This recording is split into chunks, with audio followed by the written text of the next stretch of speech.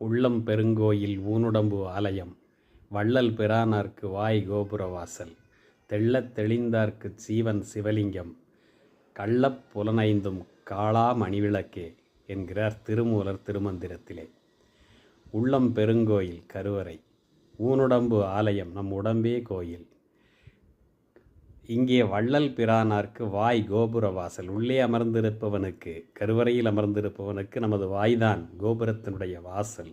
ஒரு கோயிலில் கோபுரத்தின் வாசல் எவ்வளவு தூய்மையாக இருக்க வேண்டும், அவ்வளவு தூய்மையாக நாம் சொற்களை பேச வேண்டும் என்பது அதன் பொருள்.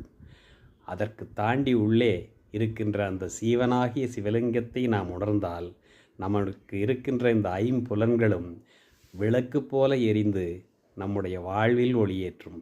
எனவே உள்ளே இருக்கின்ற சீவனை சிவலிங்கமாக உணர வேண்டும் என்று திருமூலர் திருமந்திரத்திலே பதிவிடுகிறார். என்ன அருமையான சிந்தனை!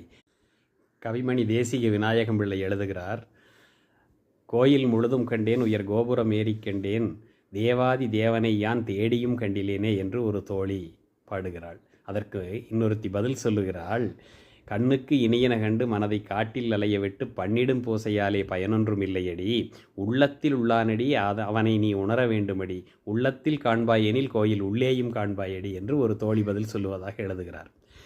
உள்ளத்தில் உள்ள இறைவனை உணர்ந்தால் கோயிலில் உள்ள இறைவனையும் நாம் தரிசித்து விடலாம் என்பதுதான் இதனுடைய பொருள். ஆக திருமூலனுடைய திருமந்திரத்தின் சாரத்தை எடுத்து தேசிக விநாயகம் பிள்ளை இந்த பாடலிலே பதிந்திருக்கிறார். என்ன அருமையான தத்துவம்! தமிழை ரசிப்போம், ஆன்மீகம் தேடுவோம். அடுத்த பதிவில் சந்திப்போம். என்றும் அன்புடன் உங்கள் ஆர். ஜெகநாதன் சிறுமுகை. நன்றி, வணக்கம்.